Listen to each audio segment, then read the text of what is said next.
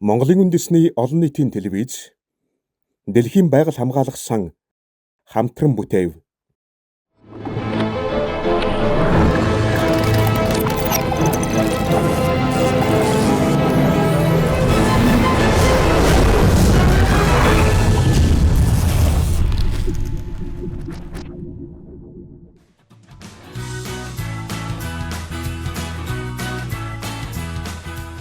Зясурчтай өдрийн мэндийг хүргье. Бэрхэн мөндөд үзэгчтэй. Өнөөдөр маш цоглог 10 сурагч шинжлэх ухааны мэдлэгээ уралдуулахаар бидний өмнө бэлэн ирсэн байна.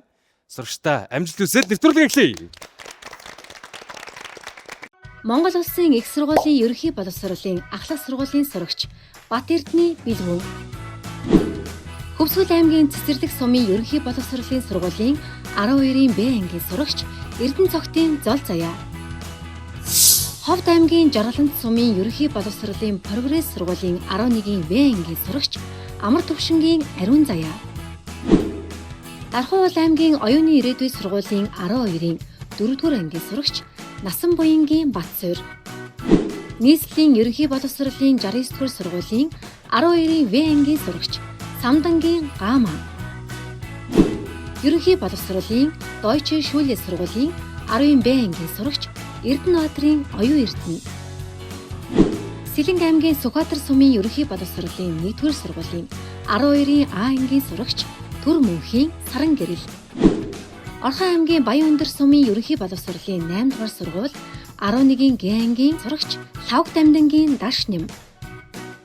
Орхон аймгийн Баян-Өндөр сумын ерөнхий боловсролын 8-р сургуулийн 11-ийн А ангийн сурагч Гамбатын Ариун Баяр.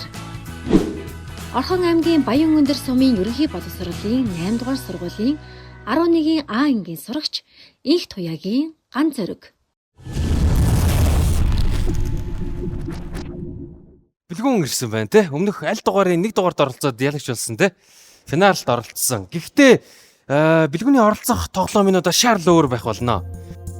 Оролцогчид асуултаа сонсож дуусаад 30 секундэд дамжиж ABCD хариултнаас сонголтоо хийдэг байсан бол үүний дараа өөрийн хариултанд хэр итгэлтэй байгаагаас харгалзаж тэг 30, 50, 80, 100% гэсэн шуунуудын ард зогсох ёстой. Эдгээр шуунууд нь оноогоо хэрхэн үржүүлэх, алдах, хадгалах вэ гэдгийг шийдэх боломжийг олгож байгаа юм. Жишээ нь 1-р төвшний 4 онооны асуултанд хариулж дуусаад тэг хувь дээр зогсвол буруу хариулсан ч зөв хариулсан ч нийт онооныхоо 25% буюу 1 оноог аавна. 30% дээр зогсвол буруу хариулбал оноо алдахгүй. Харин зөв хариулах юм бол нийт онооны 50% буюу 2 оноог авна. 50% дээр зогсоод буруу хариулбал 25% буюу 1 оноог алдаж, зөв хариулбал 100% буюу 4 оноог авна. 80% дээр буруу хариулбал 100% 4 оноо алдна. Зөв хариулбал 150% буюу 6 оноог авна. Харин 100% дээр зогсвол 200% оноо буюу 4 оноогоо үржүүлэн 8 оноо авч, алдвал 200% буюу 8 оноог алднаа. 1-р дугаарын 1-р асуултыг танилцуулж байна. Цагаан баавгаан арьс ямар өнгөтэй вэ? A. Шар өнгөтэй бор толботой. B. Хар. C. Ягаан. D. Цагаан.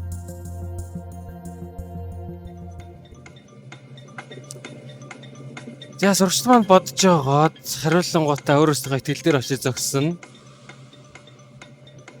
Тэгээд дөрмөдөө мэдж байгаа те.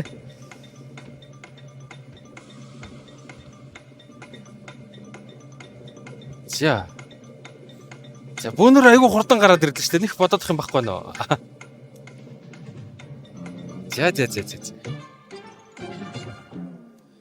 За сурагчид маань хариултаа өгсөн. Хин юу гэж хариулсан бэ? Асууна. За нийтлэхэн 100% итгэлтэй байх шиг байна те.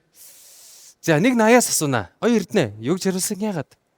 Шар өнгөтэй бор толботой гэсэн. Яагаад гэвэл ер нь цагаан өнгөтэй, яг цагаан өнгөтэй баавга байхгүй бах. Тэгээ орчноосоо бас хамаарсан. Гэхдээ хариултандаа бас арай итгэлтэй биш. Биш ээ нөө. За тэгвэл арталт нь даш юу гэж хариулсан яагаад? Даш нэм. Ягаан л гэж орж ирсэн. Ягаан л гэж орж ирээд байна те. Ингээд муур зур амтны өсөж авчихаар нэг хүн гарч ирээд байдаг те. За энэ асуултанд юу гэж хариулсан бэ? Яагаад гэж Саран Гэрэл асууна. Энэ болохоор нөгөө нэг арьс гэсэн байхгүй юу? Тэгээд цагаан гэдэг нь яг үсэн тийм үү? Тэгээд тэр үснийх нь доор ямар өнгөтэй байх вэ гэхээр миний бодлоор бол шар өнгөтэй бор толготой бид нарыг шиг л гэж бодож байна. Тийм. Тий. За. Энэ хариултанд сурагчд маань ингэж хариулсан байна. Зөв хариултыг хамтдаа танилцуулъя. Цагаан баагаан арсны өнгө бол би буюу хар байсан бахнэ. За өмнөх үед сурагчд маань ер нь урт хариултын зөв юм болоо да гэдээ ер нь дараад ирсэн. Тийм биш байгаа. Асуулт хариу зохиож байгаа хүмүүс нь тэрийг бол сайн мэдж байгаа. Тэгээд ягаан бол өнгөтэй биш юм байна. Ер нь яагаад хар өнгөтэй байдгийг гэдгийг тайлбарлах сурагч байна уу? Үс нь өөрөө юм тунгалаг, дотроо юм ингээд цилиндр хэлбэрт юм урт үсний бүтцтэй. Энэ болохоор нарны гэрлийг ингээд ойлгоод өөрийнхөө арьсан дээр төвлөрүүлэх ингээд бүтцтэй. Тэгээд энэ гэрлийг яаж ашиглах вэ гэхээр цагаан багуу өөрийнхөө биеийн температурыг тогтмол хадгалахын тулд арьсан хар өнгөтэй. Тэгээд үс нь тунгалаг буюу тунгалаг болохоор ингээд гэрлийг цуглуулж өөрийнхөө арьсан дээр буулгах зөвлөлтэй. Тэгснээр ингээд нарнаас авах ингээд температурыг илүү ихээр өдөө ингэснээр нөгөө нэг хүүтэн нөхцөлд амьдрах боломжтой бол. Тийм биш үү? Нэг сонирхолтой юм хэлэхэд ингээд хөлөмж ямар нэг ингээд юм амтны өрөөлөнд ингээд цагаан багуу байхлаар ногоон өнгөтэй болждаг. Энэ үсэн дотор ингээд замг үржиждэг гэсэн сонсч байсан. Тийм үү? Ааха. Энэ ямар сон ногоон байгаа гэсэн хааш үүнд цагаан байгаа юм уу тий? За. Тэгээд нөгөө хар өнгөтэй болж бас дээрээс нь нэмээд мелатонин ялгаруулад хит ягаан туянаас бас өөрийгөө хамгаалах гэдэг шүү дээ. За юм байх нэ. Сурагчд маань тоглоомд орж эхэлж гэнэ гэж найдаж байгаа. 1-р 20 дугаар асуултыг танилцуулъя. Гэрлийн жил хэмээх хэмжигт хүнийг юуг хэмжихэд ашигладаг вэ? A. Оддын нас. B. Гэрэл нэг захаас нөгөө зах хүрэхэд зарцуулах хугацаа. C. Зай. D. Оддын хэр их гэрэлтдэг чадлыг. Гэсэн хариултуудаа сурагчдаа бодох хугацааг эхлүүлье. 30 секундын хугацаа хэрэг гэлцаа тусч байгаа биз? Яа, би энд таад анхаарлыг сарниулж ич магадгүй. Эсвэл гой зөв мэдээлэл өгж ич магадгүй. За багшийнхын жил юм уу та? Гэрлийн жил гэхэр тэ.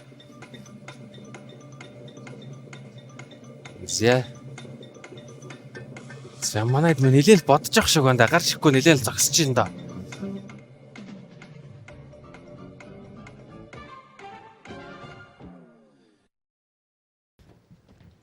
За. Сурч маань юм байлаар ялгарсан байна те. Золцоёо юу гэж хариулсан бэ яагаад? Гэрэл нэг цагаас нөгөө цаг хүртэл зарцуулагдах хугацаа гэж хариулсан. Гэхдээ энэ хариулсанд нэг тийм амар бүр ихтэй бол биш байна. За хэрвээ алдаж хариулах юм бол 50 дээр хэдэн насдаг вүлээ? Бас 25 тий? 25 тийм. За дашним 30 дээр зогссон байна. Юу гэж хариулсан яагаад? Гэрэл нэг цагаас нөгөө цаг руу хүрэхэд зарцуулагдах хугацаа. Адилхан хариулсан биш тий? Та хоёр өөр зогс дээр зогссон болохоор адилхан хариулсан ч гэсэн нэг бол авбал өөр онд аавна, алдвал өөр онд алдна тий? За энэ чинээс гамаа юу гэж хариулсан бэ яагаад? Гэрлийн жил гэдэг нь болохоор нарнаас дэлхийн хүртэлх зайг хэмждэг 150 сая км зайтай. Энэ зайг гэрлийн жилээр хэмждэг гэж хариулсан байна. Энэ хариултанд ариун зай юу гэж хариулсан бэ яагаад? Километрээр хэмжигдэх боломжгүй юм нөгөө гэрлийн жилээр илэрхийлээд өгдөг болохоор зай гэж хариулсан. За сурагчд маань ийм байдлаар хариулжээ. Тэгвэл зөв хариулцыг танилцуулъя. Гэрлийн жилийн хэмждэг нэгж бол за C байсан бахнэ. Яалтч юу километрээр хэмжих хэр чи одоо өчнөө тэг ашиглах болж шин. Тэг гэд. Хурдыг нэг жил явах хугацаанд нь үржингүүт зайны нэгж гарч ирээд тэр нь 9.4 Ignite километр байдаг ч үлээ нэг тэр хавцаад уу. Байдгийм байна. Тэгээд дараагийн асуулт руу хамтдаа орцгоё. Нарнаас маш аюултай цацраг болох нарны салхи үргэлж үлээж байдаг. Үүнээс манай дэлхий хэрхэн хамгаалагддаг вэ? A. Озоны давхрах бүх цацрагийг булааж ойлгодог. B. Дэлхийн цөмөөс үүсдэг соронзон орон цацрагийг хоёр тийш сарниулдаг. C. Үүл болон агаар манлын нэгт давхраг хамгаалдаг. D. Далайн усны ууршилт бүрхүүл үүсгдэг. Гэсэн хариултуудаа сурагчдаа бодох хугацаа эхлүүлье. За давшоо дараад ирээд итгэлүүд дээрээ зогсоод. Оост бөөнөрөө юу юм уу? Оост нараа мэддэг дэлхийгээ мэддэг байх нэ сурагчд маань яана.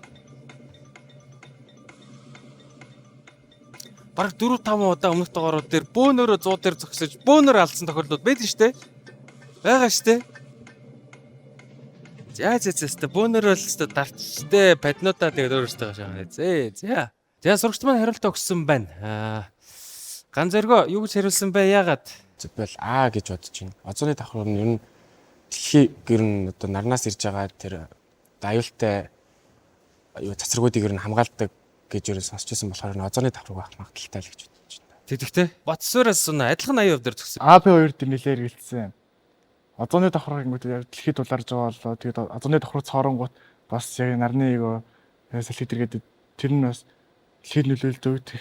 Тэгээд бас миний яг уншижсэн зүйлс дээр бас хитэн зүйлсүүдээр яг соронзоо орон гэдэг би бас хальт санаад тэнгуүтэд энэ хоёр дээр нэлээд эргэлж байгаа тэгэл бийг сонгосон. За биг сонгоцсон. Та хоёрын хариулт зөрсөн байна. Хоёрын хооронд онооны зураг гарна гэсэн үг. За сурагчд маань ийм байдлаар хариулсан байна. Зөв хариулт юу болсныг хамтаарай. Манай дэлхий өөрийгөө би хариултаар хамгаалдаг байсан бах нэ. За зөв сурагчтай баяр хүргэе. Тэгээд яагаад дэлхийн соронзон орон энэ аюултай эмийг ерөн шүүгээд чадаад идэм бол? За энд гараа өргөөл энэ да. Хариулахгүй бол гараа өргөөл болохгүй байна. За. Нарчин өөрөө юм нэг плазм ийм асар том бөмбөлөг байгаа шүү дээ. Плазмаас тогтсон, ионцсон элементүүдээс тогтсон. Тэгээд эн чинь нарны салхи болж масса ингээд сансар цацахтаа сансар чинь энерги тэгж хурдан алдахгүй юм чи яг дэлхийд ирэхдээ бас плазм чигээрээ ирж таараа гэж би бодож байна. Тэнгүүтлээ соронзон давхрагч өөрөө ийм өмнөд хойд гэсэн туйлтай юм чинь ингээд цэнгийн ялгаагаар ингээд салгацдаг байж магадгүй. Тэгээ хоёр туйлууга нөгөө плазм салаад тэгээд нарнаас ирж хийж байгаа яг нь озоны давхрагч шүүгээд ер нь бол нарны салхийг хайж байгаа нь соронзон орноос болж байгаа гэж бодож байна. За юм байдаг бахна. Нэгдүгээр үеийн дараа сурагчид маань онооны самбар дараах бодлоор жигсжээ.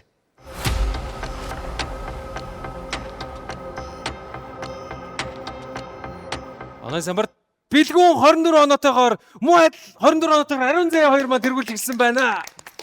Яа. Эхний үедэд бүх асуултан дээрээ 100% дээр хийж зогсох юм бол 24 оноо авах боломжтой.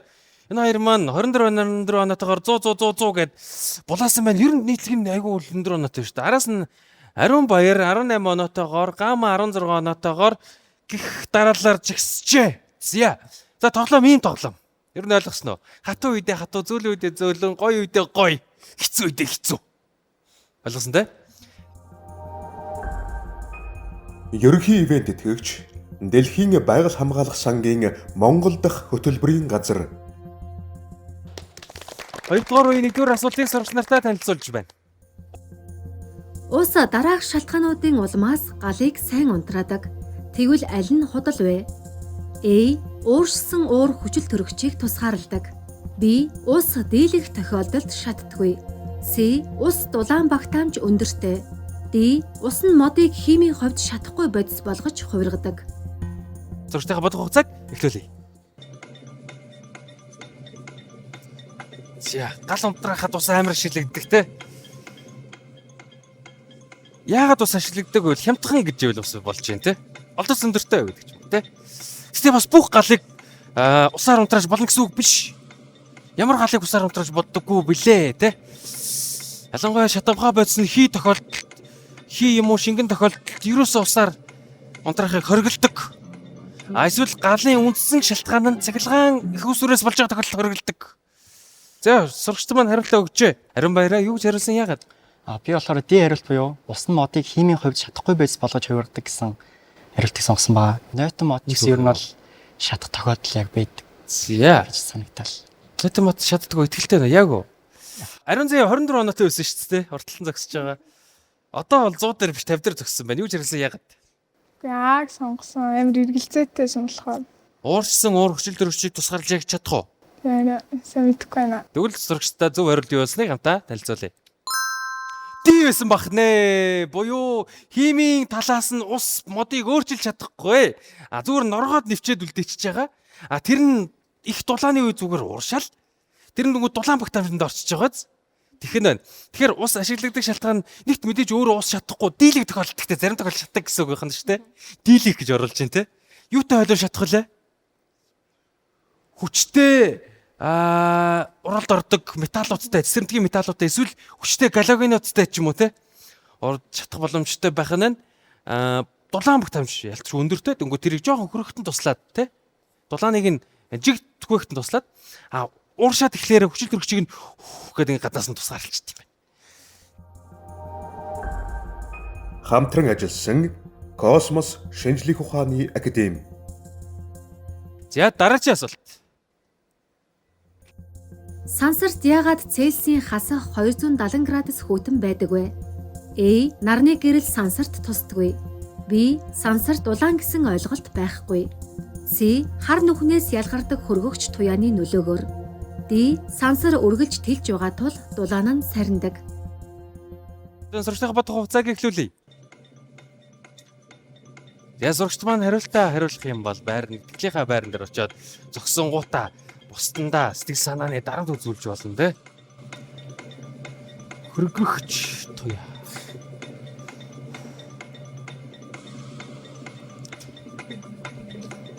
За сурагчд маань ялгарч эхэлчихэ. Сурагчд маань өөрөөсөө хариулт руу явж байна. Золзия тэгдэр карманы оноо авсан байна те. Зөв хариулсан, худлаа байсан хамаагүй. Оноогоо авсан. А гэхдээ юу гэж хариулсан яагаад? Сансарт улаан гэсэн ойлголт байхгүй л гэж ярьсан. Тэгээ уг нь бол миний уншижсэнэр ингээд яг бусад гаригууд нөгөө нэг дэлхийн шиг ингээд бүрхүүл ингээд озон давхар хурх гэдэг давхар байгаа штэ. Ерөнхийдөө бол дэлхийн хувьд бол озон давхар руу нарны дулаан ингээд энергиуд дотроос уурсан агаарууд тэндээ нэгдээд тэр нь ер нь озон давхарганд улааныг барьдаг гэж үздэг. Харин яг энэ дээр яг тэрнтэй холбоотой миний бодсон шиг хариулт байгааг болохоор Оюун эрдэнэ 30% дээр өссөн байна. Юу ч хариулсан яагаад? Миний уншижсэн болохоор сансарт дулаа гэсэн ойлголт байхгүй гэсэн. Гэхдээ ер нь энэ онооныхон зарчим нь болохоор жоохон риски болохоор тэгэл. За ер нь жоохон аюултай байгаад байсан. Ийшээ ааш хэцүү юм бэлээ. Баталгааны оноогоо нөхөд аюулгүй явъя гэж явах шиг байна. Наад дээр чинь оноо алдвал оноо асахдахгүй те. Гамагаас унаа. Юу гэж хариулсан? Яагаад? Би дэ хариултыг сонгосон. Сансар үргэлж тэлж байгаа тул дулаан нь сарндаг гэд. Сансар үргэлж тэлд юм уу? Ер нь сансар гэдэг чинь тийм ер нь хоосон ингүү уудам тал нутг шүү дээ. Ер нь их том болохоор сурагчд маань ийм байдлаар хариулжээ. Тэгвэл зөв хариултыг сурагчдаа танилцуулъя. Сансарт ийм хүйтэн байдаг шалтгаан бол би буюу сансарт дулаан гэх ойлголт байхгүй. Дулаан гэх ойлголт чи өөрөө юу гэсэн үг вэ? Жижигхэн хэсэгтэй молекулын жижигхэн буюу кинетик энерги жижигхэн байхгүй бол дулаан баг. Абсолютик юм биш тэгвэл жижигхэн хөдөлгөөнгүйтэй юм байхгүй гэхэлэр чинь. Хэрвээ абсолютик гэвэл жижигхэн байгаад тэр зүйл жижигхгүй байвал абсолютик. Тэгэхээр бид нэр сансрыг хүүтэн гэж хэлдэг шалтгаан нь ер нь хүүтэн биш байхгүй юу? Дулаан их ойлголт байхгүй байхгүй. А гэхдээ бидний ярьдаг температураас гадна тэнд хөдөлгөөн янз бүрийн зүйл болж байгаа. Буцалгаан болж байгаа. Гэхдээ мастай биш зүйлүүд. Сансарт бол нарны гэрэл бол байнга тий. Байнга дамжин өнгөрж байгаа тий.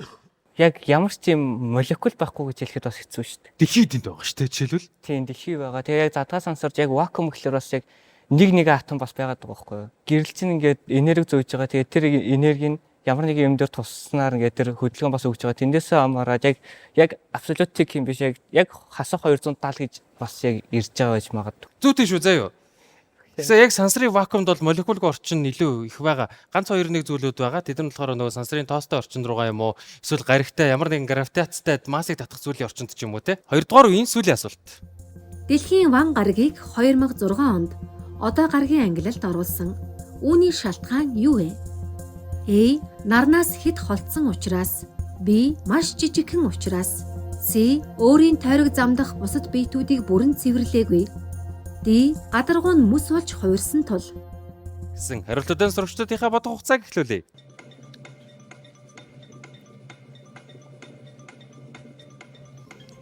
Зя саран гэрэл маань шууд хариулаад хүрээд ирсэн. Яа. Шалгалтын дээр ингэж төрүүлж гардаг хүмүүс байдаг те. Ямар хоёр төрлөөд үлээ төрүүлж гисэн хүмүүс? Нэг бол зөвөр таагаа гарцсан те. Нэг бол бат мэдж байгаа те. Тэгэхээр хэн бахаас шалтгаалаад аль аль нь дарамттай те. Зөвөр суулж байгаа хүмүүс байдаг.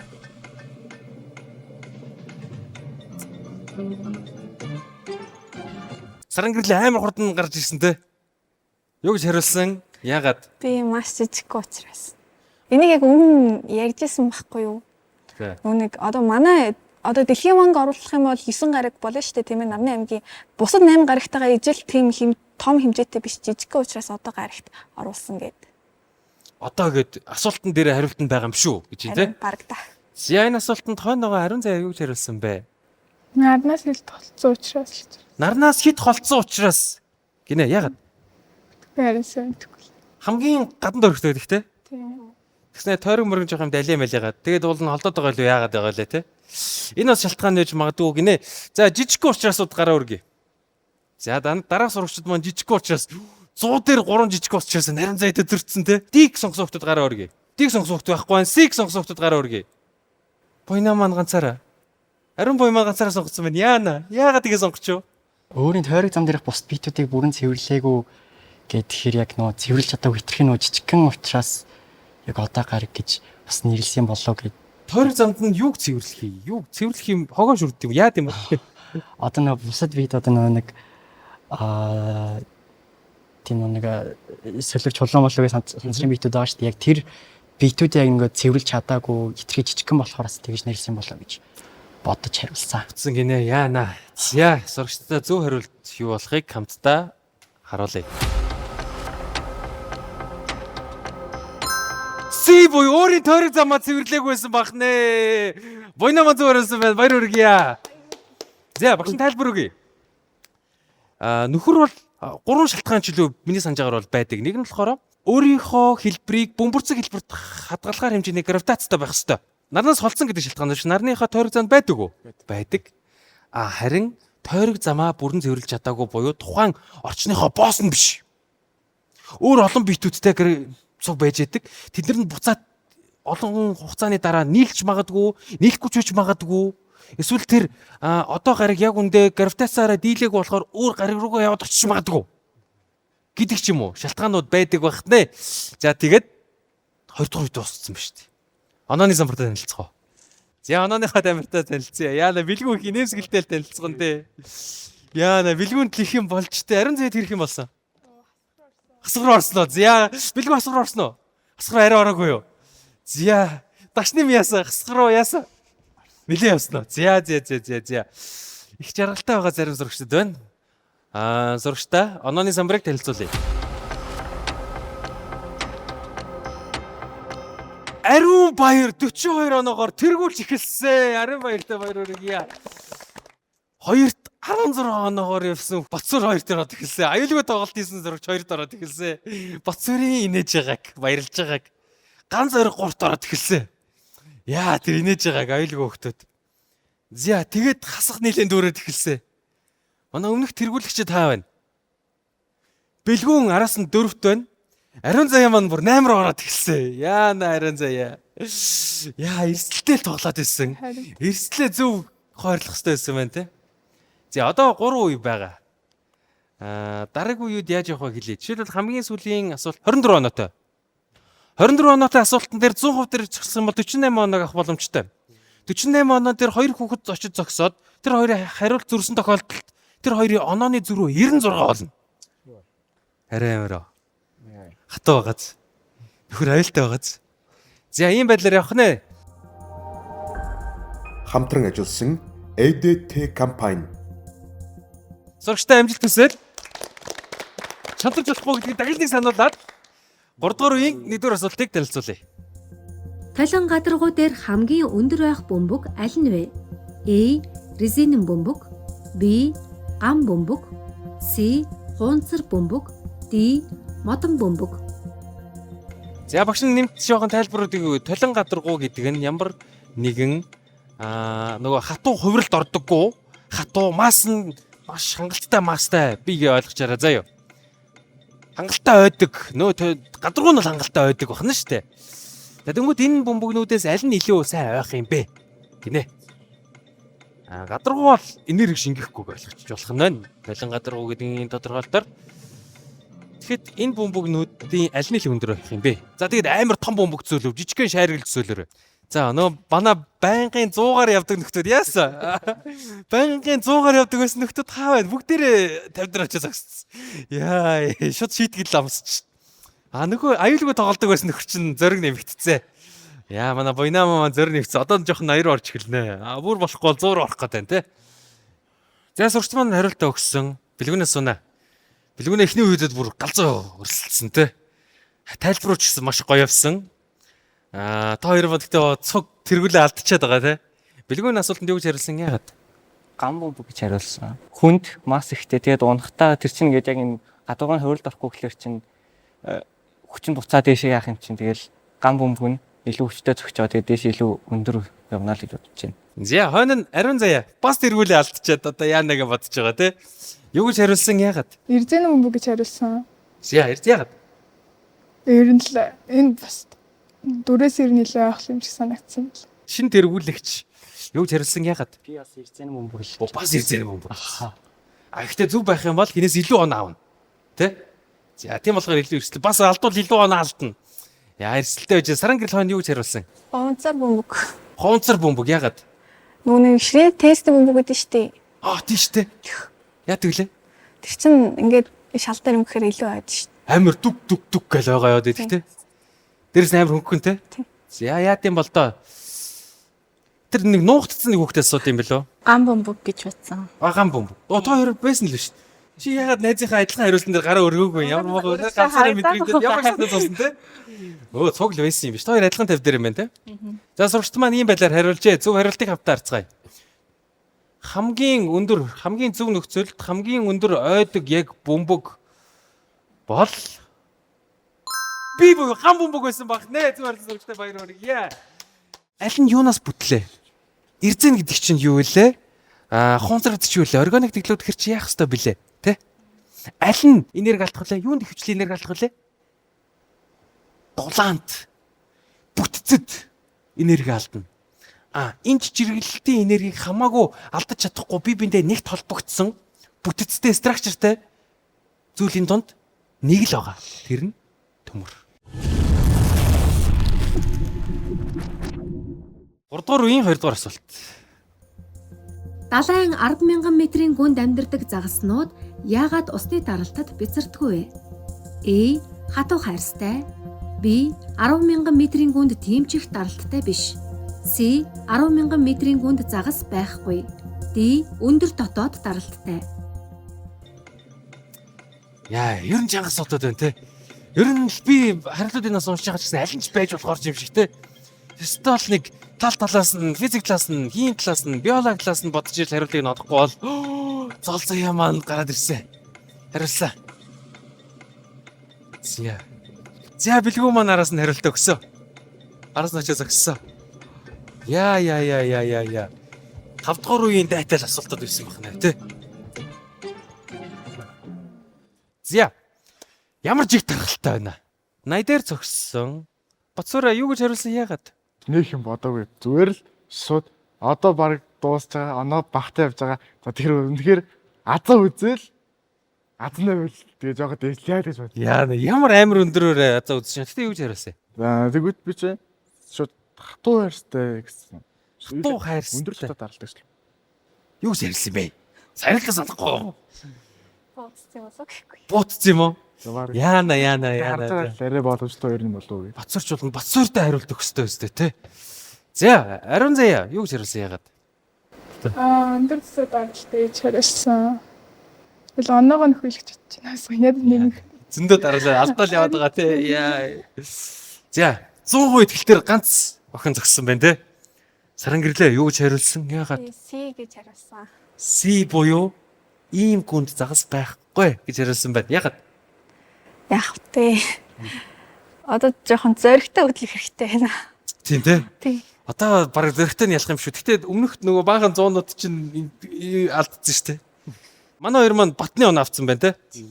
Тийм амар эргэлзээтэй болохоор нь ерөнхий за ер нь зүгээр оноогоо авчи даа гэж бодлоо. Гэтэ юу гэж хариулсан? Гэтэ би хатуу хайрстай л гэж бодсон. Гэж бодсон. За хамтдаа зүүн ойрлыг харах уу? За зүүн ойрлыг 100-аад дэлгүү харъя. Далайн 10,000 метрийн гүнд загаснууд бяцардаггүй шалтгаан нь бол ди буюу дотоод өндөр даралцтай гэсэн хариулт байсан бах нэ найзуудаа. Яа багш тайлбар өгье. Зүүн ойрлын зурагчтай баяр хүргэе. Ер нь хин ингэж хариулсан. Нийт дээр юм уу? Нилийн ингэдэг шүү дээ. Яа 100 дээр дашним 100 дээр очиж зогссон бол би бацах яг 100 явах уу тэг рүү явах уу гэж. 100 руу явах уу тэг рүү явах уу гэж бодсон нөө. Араас хойш мөр хасахгүй ч дүүч та байж. Дашним бацуур хоёр ер нь өндөр эрсдэлтэй тоглож байгаа байх нь те. Яа манай хоёр өстө нэр инегээл хайр юм те. За тэгээд дараа нь тэгээд буцаад унчуу. Загас байгаа. Байт юм байна. Амар олон байт юм байна шалаар. Мариана трен чиглэл 11,000 хэдчихвүлээ те. Тим чих өндөр даралцтай биш ихэр амар өндөр даралцтай. Бидний дээрээс юу лээ баг 100 заан дарж байгаа юм шиг өндөр даралцтай. Ингээд дарж байгаа юм шиг бидний толгой дээрээс. А гэхдээ тэр даралт нь бидний дотоод байгаа даралцтай тэнцэх юм бол тэр даралт ялгаагүй мэдрэгт. Тэр даралцтай байгаа загаснуудаас нэгийг чирээд гаргаад ирэхээр таад баг юу Facebook дээр энэ төр харж ирсэн бах та нэг юм амар цариамуутай өөх шиг нэг юм цариамуутай загас идэв штэ. Харж ирсэн үү? Цариамуутай гэдэг. Хөрхи тэр загас чинь тийм өндөр дотоод даралтай юм гаргаад ирчихэр чинь би энэ хөөгөөд цариамуутай болохын аргагүй байхгүй юу?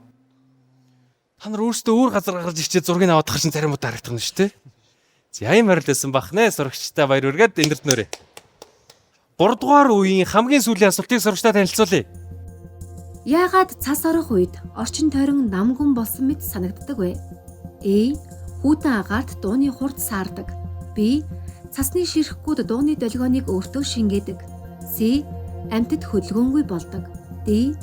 Цасны цагаан өнгө хүний тархинд дуу чимээг багасгаж сонсгодог. Бодох хугацааг эхлүүлье.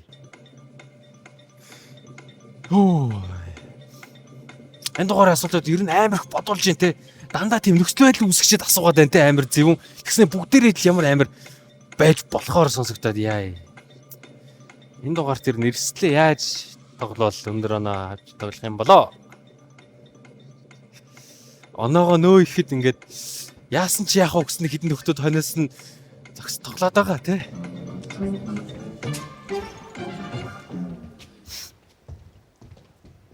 Хөөх 80 хойшоос тоо орч. За тэгвэл та нар тэгжээвэл гээ 100 бэлэг орцсон. Саран гэрэл 100 орцсон. Харин зэ 100 орцсон. За дашним 100 орцсон. За та нар эдгээр ямар яаж бүгдээрээ 80 дээр өсгсөн бүгдээрээ 100 орцсон бах юм. За. За сурагч маань хариултаа өгсөн. Эхнээс нь асууна. Оёрднэ юу гэж хариулсан яагаад? Би хариултыг сонгосон. Засны шиггүй дуу долгионыг өөртөө шингээдэг. Ер нь асуултандаа нэг амар яг хариултандаа баттай хариулт биш гэж одоо тэгээд арай юм реалистик сонсогдож байгаа юм сонгоцсон. Тэгээд 30% болохоор тийм ээ тий. Оноо алдахгүй. Эдгээр ерөөсөө алдаанаас суралцахгүй те. Ерөөсөө алдаанаас суралцахгүй ариун заяа тэр инээгээл инаараа дашны минаараа өмнөхдөр тэгдэр очиод оноогоо авчаад хүртэл шуналтаад байгаа байхгүй юу. За. Ариун баяраа. Юу гэж хариулсан яагаад тэргүүлжсэн? Би бол цасны ширхгүүд дууны дэлгөөнийг өөртөө шингээдэг гэж сонгосон. Би сонсон уу? Сонгосон юм уу тий? Яна буруу байл яана. Эний дэг бол баг болно алтан тий? За тэгтээ нэ. Ариун заяа их л инээж ин да 100 дээр очиж зогссон. Дахиад 100 дээр очиж зогссон. Юу гэж хариулсан яагаад? Хүүтэн агаарт дууны хурд саардаг гэж хариулсан. Хүүтэн агаарт дууны хурд саардаг уу? Тэг байхаа. Байхаа юу? За үндсэн шалтгаан юу вэ? Бэлгүүнэ. Юу гэж хариулсан яагаад? Цасны ширхгүүд дууны долгионыг өөртөө шингээдэг гэдгийг хариулсан. Тийм үү? Хоёр хариул зөрсөн. Энэ он 12 оноотой. 24, 48 онооны зүрх та хоёрын оронд гарах нь байна. Хинтэн нэмэгдэж гардаг юм болоо? Эсвэл хоёулаа алддаг юм болоо? Зөвөрлөлийг хамтдаа харцгаая. Намгүн байдаг шалтгаан бол би хариулт өгсөн бах нэ. Зөвөрлөлтөд баяр хүргэе. За, сурагч маань ийм байдлаар харуулсан байна. 9 асуултын ард гарсан. Одоо онооны самбар. Бурхан минь. Бурхан минь аимшиг юм болоод өнгөрсөн те. За, энэ аимшигын тэр онооны самбар юу болох нэ? Хэдүүлээ зөрчтөөр харъя.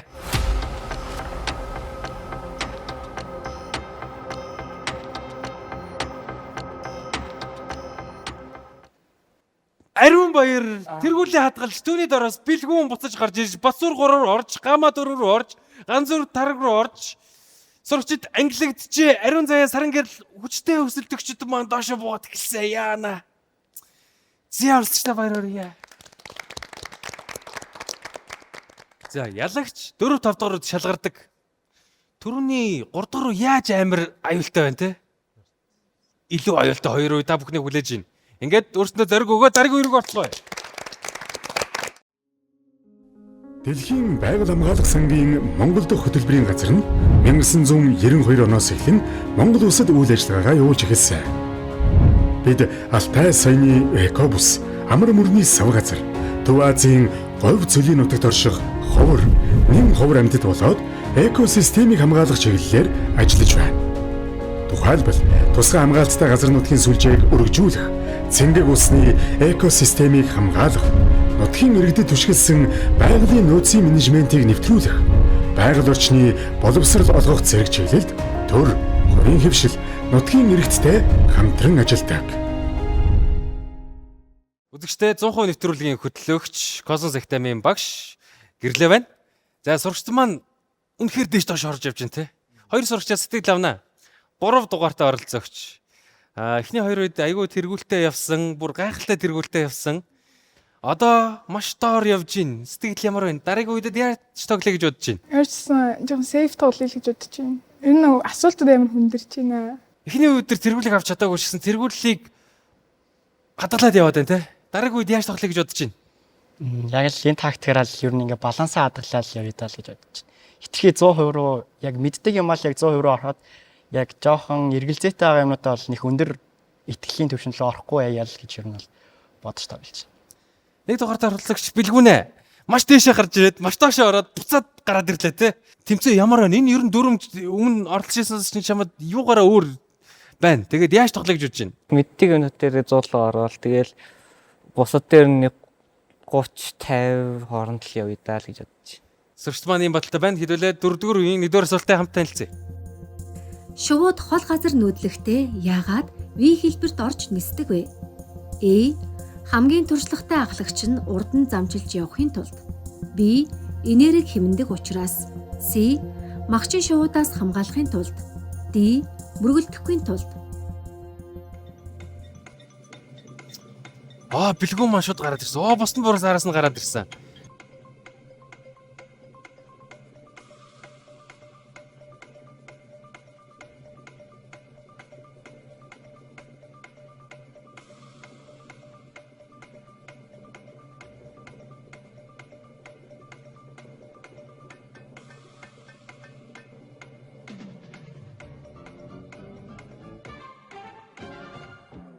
За дашны маань бодож байгаа бас 100% руу ирээ зогссон. За 100% нэвтрүүлгийн оролцогчид бүгдээрээ ерөөсө 100%-аас л өөр сонгохгүй, хаширахгүй гэж байна. Та нар юу гэж хэлсэн бэ? Бид нэр алдахгүй. Оюун эрдэм маань олж та нэг нэгээр яваалгаа те. Оюун эрдэм маань юу гэж хариулсан яагаад? Би болохоор хамгийн туршлагатай ахлагч нь урд замжилж явахын тулд гэсэн. Би яг гоо номноос арай уншаагүй гэсэн нэг хүлгэрээс уншижсэн санаж байсан. Тэгээд за яах ч юм бэлээ гэ. Тэгээд энэ чинь 50% дээр болохоор алдлаа гэхэд 25% нь алдсан шүү дээ. Тэгэхээр миний оноо л арай сөрөөрөөгөө орохгүй болохоор. Тийм бах те. Та нар доошлчлээ. Би бол энд гой тоглож илээ те. Бас тэр үлгэр л үнэн багасаа те.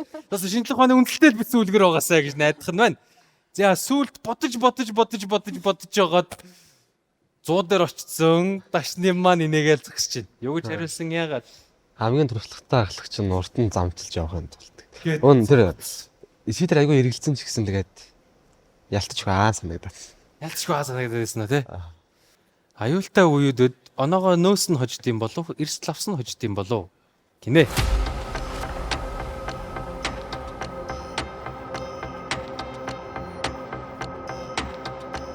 Зөв хариулт бол би буюу энерги хэмнэхийн тулд байсан байх нэ. Зөв хариулсантай баяр хүргье. За нөхдүүд амар ухаантай байх нэ те. Агаарыг зүсэх шаардлагатай хурд нисэж байгаа. Зүгээр ингээд сайхан 50 байгаа агаарыг урдаас холдуулахад боо юм болно. Дөнгөж тэр холдуулсан агаар нь эргэлтэнд орчин. Дөнгөж тэр эргэлтийг нь хойдлогын шуунууд ашиглаад өөрсдөө илүү бага ядралцтай нисгэнэ. Тэгээд байр сольдог, ээлжирээ сольдог. Бүгдээрээ ээлжиж уртлан сольдог. Тим супер байсан бах нэ. Тэгээд зөв хариулсан баяр хүргээд эндэрт нөрөө.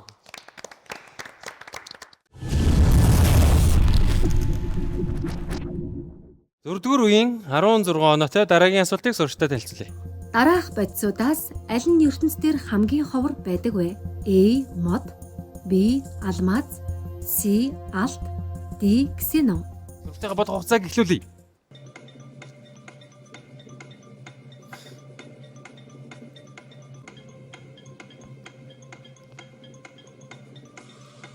Бүгд ер нь хоор элементүүд байна те. Нэг нь бүр олдохгүй амар хэцүү байдаг. Алайн юуны завсраас юу бид нар бол дэлхийнхаа завсраас л арай гэж гараад ирдэг те. Дараах бодисуудаас аль нь ертөнцийн хамгийн ховор юм болоо? Жигд. За бэлгүүнээс асууна. Юу гэсэн бэ? Юу гэ бовтнаад байна. Арим зэрэг нэг ил юм яриад байна. Юу гэсэн бэ? Эрсдэл бол амжилтын үндэс юм аа. Эрсдэл бол амжилтын үндэс гинэ. За хойно дашним дэмжээд байна те. Дашним болстой сүүл гарч ирээл зуурал байгаа яваад байгаа. Юу ч хариулсан яагаад? Юу? Алмаз л гэж утсан. Алмаз. Тий. За Батцуураа 80 дээр зогссон байна. Юу ч хариулсан яагаад? Кисоны нэг л ботсон. Кисоны нэг утсан уу? Зенон гэж уншаад байдаг те. Зенон яг уу? Яг. Алмаз яагаад гэхимгүй хэрэг алмазыг ч гэсэндээ одоо тэгээд адилхан нүүрс төрөгч тэгээ шууд химлэр гараас авах боломжтой гэдгийг утгаараа бодоод химлэр алмазыг хийж болдог те. Аа. Баг багаар нэмэгдээл явж байгаа те суурь хана. Нөгөөдөл нь унаа тэгээд боломж олдоод байгаа те. За энэ асуултанд бид нарыг тэргүүлж явсан. Ариун баяр юу ч хариулсан яагаад? Би энэ дээр алмаз гэж хариулсан. Алмаз адилхан. Ахаа. Апол өөр аавн те. Алмаз гэж хариулсан гараа өргөдөг л. Хоёр алмазын тэргүүлэгч маань алмаз сонгосон байна. Мод гэж хариулсан гараа өргөе. За 3 сурагч. Та хоёр маань дандаа 100-аар ир зогсоол хамгийн цөөхөн хариулт дээр л ирээд ах юм да. Зүгээр үү? За ариун заяа маань доошлон хийсэн ч шаргалтай гинэ. Сурагчтай зөв хариулт юу болохыг танилцуулъя. Модс бахнаа зөв хариулт ёо. За. Бидний ажигласнаар бидний ертөнцид ерөөсөө мод гэдэг бодисоога ганцхан гариг байгаа. Дэлхий. Бусад гаригуудад алт ялангуяа нитро одны цэцэрлэлтэнд юм уу од сөнөх үед байнга үлдэрлэгдэж яадаг. Зенон мөн үлдэрлэгдэж яадаг. Алмаз бол алмазан гаригч байгаа тий. За ийм хариулт хэлсэн бах нэ. Дөрөвдүгээр үеийн сүүлийн асуултыг танилцуулъя. Эверест зэрэг өндөр ууланд нэмэлт хүчил төрөгчгүй гарах аюултай байдаг. Тэгвэл тэр өндөрт хүчил төрөгч агаарт хэдэн хувьтай байдаг вэ? A 10%, B 1%, C 21%, D үгүй хүчил төрөгч харин ч нэмэгддэг. Цагийг эхлүүлье.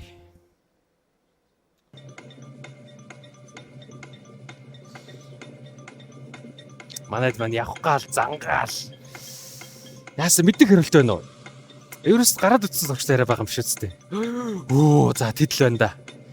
Ер нь агаарт хэд байдаг вүлээ? Ингийн агаарт тэрийг л бодно үсттэй. Тэгэд хүмүүс нөгөө чадна ялангуяа спортоор хичээлдэг хүмүүс өнгөрсөндөө болоод ч юм уу Эверест рүү хүчил төрөгчийн танкуу гардаг гэсэн байдаг юм байлээ. Энэ маш аюултай. Дээрэс нь хүчил төрөгчийн танкгүй анх удаа гарч байгаа хүнийг бүр эрс хоригдсон, хууль зөрчсөн, тухайн улсын хуулийг зөрчсөн гэж бүр ангилдаг болсон юм байна. Сурагч маань хариулт өгсөн.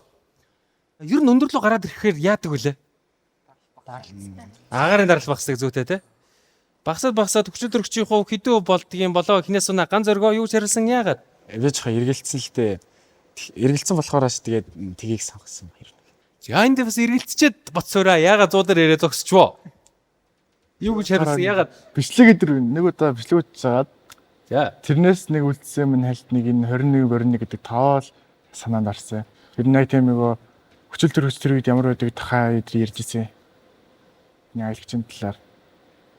Тэгт ямар тач айл өөрт experience дээр арай л төхөөс нэгцсэн л 21 гэдэг. Гинэ. За Эверестэд биш одоо ч бидний амьсгалж байгаа гарын хэдэн хувь нь хүчил төрөгч үлээ? 21. Гэдэгт харцсан юм шүү. За бэлгүнэ юу ч харсан яагаад? 10% гэж утсан шүү. Яг ингээд Эверест чинь тропосфер дуун чинь тэгэл ингээл яаж ч утсан 1% байхгүй л гэж бодоо. Тэгэл С биш. Тэгээд Д угаасаа биш. Тэгээд Б А2-ын хооронд л хэлбэлж байгаа л тэгэл аг сонгоцсон. Харин заа юу ч хариулсан? Д адилхан. Бас зөвүүн байгаа гэж утсан гинэ. Та хэд маань тэгээд эргэлзэж байгаа мөртлөө яагаад юм өндөр юу сонгодог юм бэ?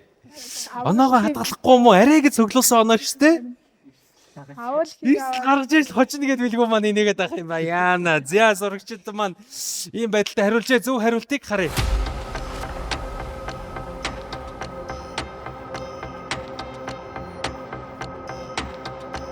Зөв хариулт бол Сэй буюу 21 байсан бахнэ. Зөв сурагчтай бар үргийа.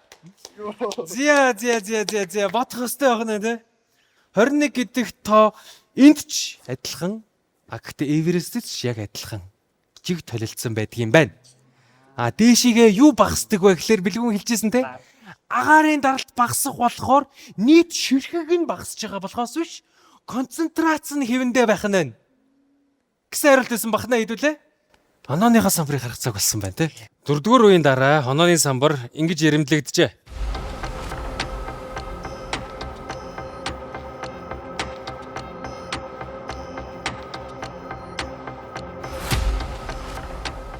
Онооны самбарт бэлгүү оноо багсан. Тэгтээ тэргүүлийг авч чадчихэ. Бэлгүүндээ баяр хүргье. 100 оноогоор 100% нэвтрүүлгийн 4-р үеийн дараа тэргүүлжсэн байна. Түүний араас яг мөрнийхэн чин ард Батсуур 97 оноогоор, түүний ард Ариун Баяр 78 оноогоор хуучин тэргүүлэгч маань орсон байна. Дан Зарг оросон 68 оноотойгоор, 64 оноотойгоор Гама Зол заяа, Ариун заяа, Оюун Эрдэнэ, Саран гэрэл Ташним гэсэн дараалаар зогсчээ Ташним аа. Байнгын 100% дээр очиж зогссон те бараг л та нэрээ. Та нэрээ эрсдэл авч ижил ялна гэсэн сурагчд маань эрсдэлтэй тоглож байна. За тэгээд одоо нэгхэн үе байгаа. Багшаага хэлсэн үгийг санаж байна уу? Энэ үеийн хамгийн сүүлийн асуулт гэхэд 96 онооны зөрүү гарах боломжтой. Өмнөх үед нь 80 онооны зөрүү гарах боломжтой. Одоо энэ та нарын авсан оноо бол та нарын тэр үе рүү ороход л эдэлж байгаа давуу тал доороос ялах боломжтой.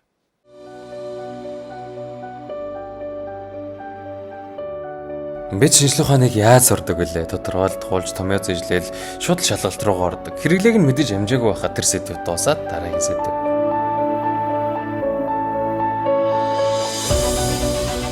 Гэтэл шинжлэх ухаан огт гэж хөгжөөгүй. Энэ яагаад ингэж байна гэсэн энгийн ажиглалтаас эхлээд харин тэр цээжлэхэд байгаа тодорхойлт чинь олон судалгаа туршилтын эцэст нь олж авт шагнал эрдэнэс нь баггүй.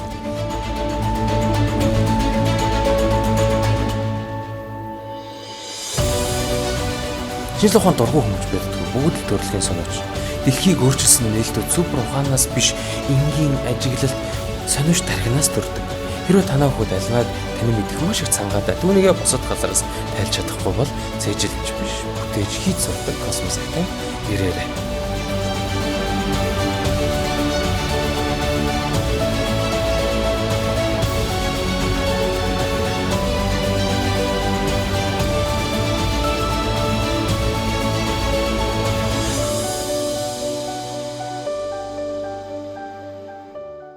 Эрхэм мөндөд үзэгчтэй инхүү хамгийн сүүлийн үе рүү хамтдаа орцгоё. 5-р үеийн эхний асуултыг танилцуулъя. Мухар олгой хүний биед ямар ч хэрэггүй гэж олон жил яригдсан ч сүүлийн жилүүдэд чухал үүрэгтэй болохыг тогтоосон байна. Энэ нь юу вэ? A. Цус түлжүүлэх үйлдвэр. B. Тархи руу өвдөлтийн тохио илгээдэг мэдрэл. C. Ашигтай бактерийн нөөц. D. Ходоодны хүчлийг сарамгажуулах сав. Биологи, эрүүл мэндийн тухай шинэ мэдээлгүүдийг унших дуртай сурч байх юм бол энэ үе дээр 20 оноог тодорхой хэмжээнд үржүүлэн авах боломжтой байх нэ. Хайд маань бодоорой. Мухар олгоо гэдэг зүйл юу гэдэг вүлээ, яадаг вүлээ? Ахуулах нь буруу болж тарах гэдэг штэ тэгэхэр чин. Зарим тохиолдолд ашиггүй байх гэдэг штэ. Бүр хэцүүдтэйг үед те. Маш их бодоорой. Зөвхөн биологийн асуулт юм шиг харагдаж байгаа боловч хим, физик янз бүрийн талаар нь анализ хийж хариулах боломжтой. Бүгдээрээ 180-аас дайжаа цаашлцсан тий. Энэ хоёр ааштай юм байна гэж манайхан механизм мэдрээд эхэлсэн. За хин юу гэж хариулсныг сонсноо. Батсуур. Хоёрлоо боломж байна тий. Юу гэж хариулсан яагаад? Би болохоор дээр хариулт буюу ходоодны хүчлийг саармагжуулах сав гэж сонгосон. Хаана гэдэг вүлээ за та таад. Оо энэ нэсээ гэдэг. Яа гэлээ гэхдээ хүмүүс. Яа л гэдэг шүү дээ. Яагаад тийм их өвддөм болоо хариултыг буюу цус төлжүүлэхийг сонгосон сурагчд гараа өргөе. Яа ганцаар ганцаараа цус төлжүүлнэ гинэ. Яана. За. Ганцаар хариулсан сурагчид оноотойгоо тохиолдол байгаа тий. Ганцаарыг тааж ажилласан бол дандаа аюулгүй тоглолтоор та хэдийг гүйцэд авсан байгаа. Ашигтай бактери гэдэг сонголт байна. Ашигтай бактери буюу C-г сонгосон хүмүүс гараа өргөё. Тэг дээр 1, дэв дээр бэлгүү 1. Сонгочээ бэлгүүнээ яагаад Z-г сонгосон?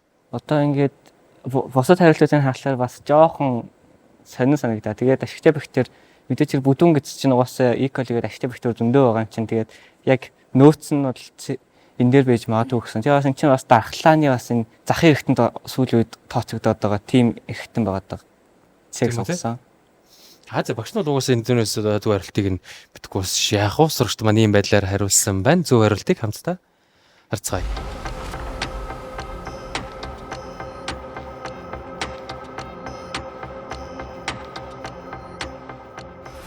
Зөв хариулт бол Сиб ашигтай бактерийн нөөцлсөн бахнэ.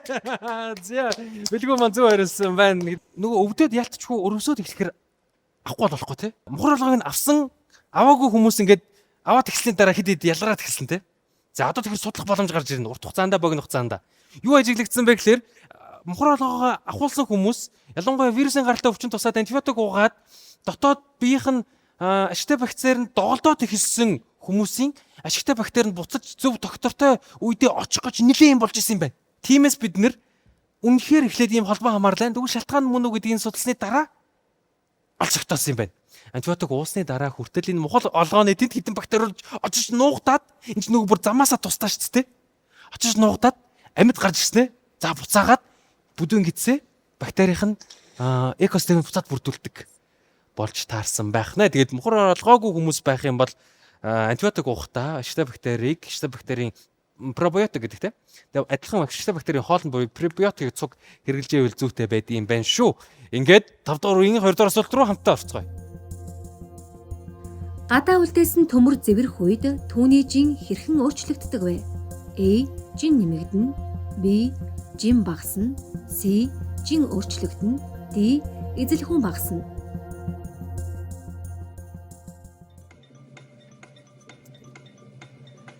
Гадаа орсон. За юу вэ? Бэлгүүн маань хүрээд ирсэн. За шууд 100 алдуул алдаг. Ялуул ялаг гинэ. 100 чамд гой хандсан ч тохиолдол бий. Муухан хандсан ч тохиолдол бий. Тийм ээ бэлгүүн ээ. Энэ удаа яаж чадах юм болоо. Тэгээд гадаа гэдэг үгэн дээр маш сайн акцент өгөөрэй. Ягаад гэвэл зэврэх төмрийн зэв олон төрлийн зэвийн оксид, төмрийн оксидууд байгаа. Олон төрлийн төмрийн оксидууд байгаа. Зя. Яагаад гэдэг вэ? За хариун зайгаас эхэлнэ. Хариун зай юу ч харилсан яагаад? Жим багсан л үчтсэн. Жим багсан. Яагаад? Тийм. Ер нь тэгэл хөнгөн болцсон байдаг шүү дээ. Төмөр гадаа цэвэрсэн төмөр. Тэгдэггүй. Тийм. За хариун баяраа. Буцаж тэргүүлээ олж авъя гэж бодож гинөө. Юу гэж хариулсан яагаад? Би энийг сайн мэдгүй. Тэгээд эзлэхүүн багасна гэд явуулсан. Эзлэхүүн нь багасна тий. Ер нь зэвэрсэн төмөр ямар өнгөтэй болчдөг лээ? Шаргал. Бор шаргал юм уу? Улаавтар гэж холилдоо л идэх те. Зя дашнымаа юу гэж хариулсан яагаад? Хариултаа. Жин нэмэгдэн л гэж бат. Тэгэл. Жин нэмэгдэн. Зя. Хариулт нь зөв худлаа байхаас хамаараад юу ч гэсэн оноо авцсан те. Батсуурэ юу гэж хариулсан яагаад? Суур адилхан аа л гэж хариулсан. Жин нэмэгдэнэ гээд. Яагаад? Тэгээ би бол ер нь нэлээд хар ухаан л ашигласан. Ер нь яг зүгээр өөрөө яг ингээд экспириенс ингээд бодож байгаа л гэсэн. Харин сая бэлгүүнтэй ярьж хахад нэрэл магадгүй л гэж бодлоо. За бэлгүүний тайлбарыг сонсъё. Одоо ингээд төмөр эсвэл хүчил төрөгчтэй эсэлтгэхлээр ингээд маснуудыг яа тэгэхээр энэ төмөр масн яадаг? Мас нь яг ингээд төмрийн оксид үүсэн. Төмрийн оксид ч угаасаа төмөр дээр нэмээд хүчил төрөгчийн мас орж ирж байгаа болохоор жин өснөө л гэж нэмсэн. За гэдэг тайлбарыг өгсөн. Сурчтай зөв хариултыг танилцуулъя.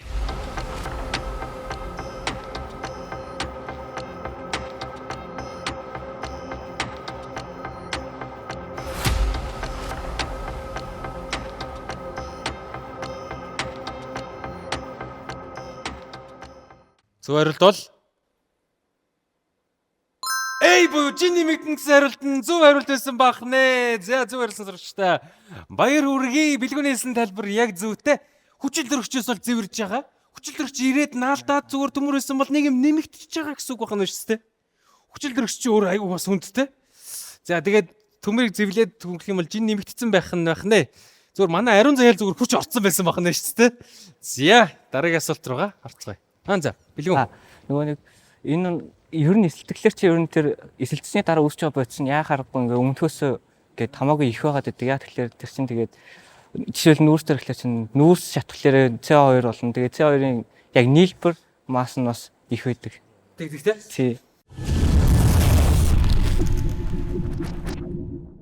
Өдөртөө инхүү манай ялагчийг тодруулж магадгүй хамгийн сүүлийн асуултыг залрах цаг ирсэн байна. Хамгийн сүүлийн асуултаагаа танилцъя. Дараах квадратаас дурын нэг цэгийг сонгон авахад тойрогт багтсан байх магадлал хэд вэ гэсэн бодлого орж ирсэн байна. A. Пик хуваах нь 4, B. 4 пик хуваах нь 3, C 2P, D 2-ыг хуваах нь P гэсэн хариултууд байна. Зурган дээрх тойргийн радиус 4 см гэж гарч ирсэн байна. Өөртөөхөө бодох хугацааг гэхлүүлье.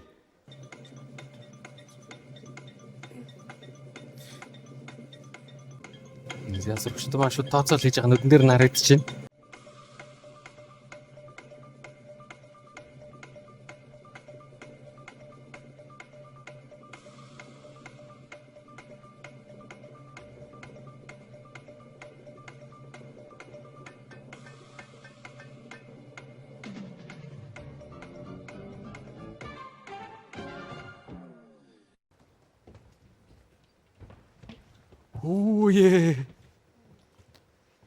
Үе. Зя манай хоёрд нь бодлого хүлээж ирсэн. Бодлого ирүүл хоссон байна те. Зя ийм ихтгэлтэй байх юм бол чамаас харилцаж асуухгүй. Таад маань ягаад тэр доош очиж зогсч бүгдээрээ. Яасан бэ? Бодлого штэ. Зя тэргүүлэгч маань юучсан аюулгүй байдал нэгтэй гэд бөөнөрөө тэнд байгаа юм чинь тэнд очиж зогсцоо. Гүцэгдчих үедээ. Магадлалыг тооцохдоо хэдүүл юуг юм тарцуулдаг лээ? Энгийн баталгаагаар бодож та магадлалцсан тэнгүүд хуваар нь болохоор нийт боломж тэнгүүдээ нийт яг боломж одоо энэ болгоныхын магадлал боломж нь болохоор яг хүртдэг. Тэгж боддог те. Бэлгүнэ ялч магадгүй. Юу гэж хариулсан? Яагаад?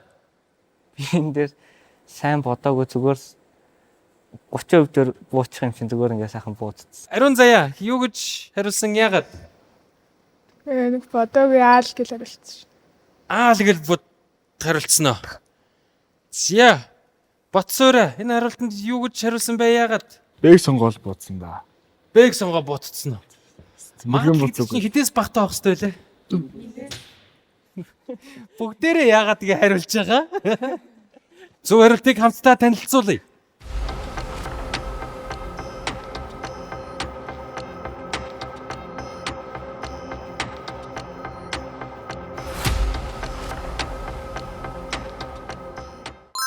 Пик хувахан дөрөв буюу A хариулсан байсан байна. Хоёрлоо баяр хүргье. Зя 100 дээр зогсоод ирсэн 100-ийн 24 оног 200 хүржээд автсан. Стратеги оптимал сонгож чадсан байх юм бол аль сурагч бараг ялагч болохоор хэмжээний өрсөлдөөнүүд гарлаа. Онооны самбар маш дээш доош шидэгцээ. Гэхдээ 15 сарын дараа онооны самбарт хэн тэргүүлсэн байдгийг хамтдаа харцгаая.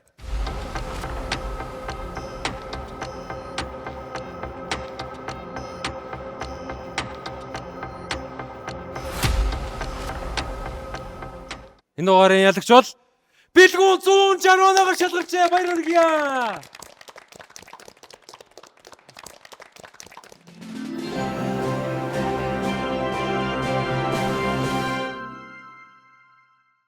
Эрхэм мөндөд үзэгчтэй суралцах зуртай бидний сурах шалтгаан ямар нэгэн тэмцээний ялагч болох биш байдаг. Гагцгүй тэр сурах гэдгийн гоё мэдрэмж болон сурсан зүйлээрээ асуудлыг шийдэх шиг жаргал байхгүй.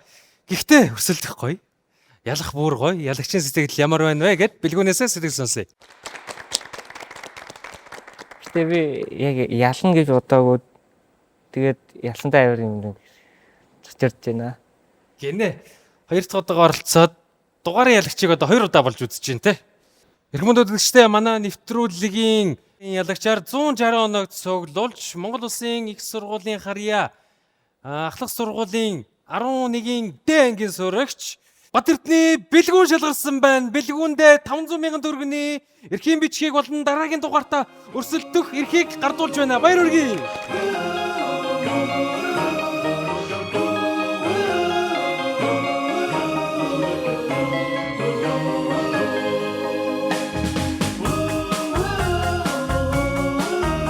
Ноёны ирээд зогсож байгаа.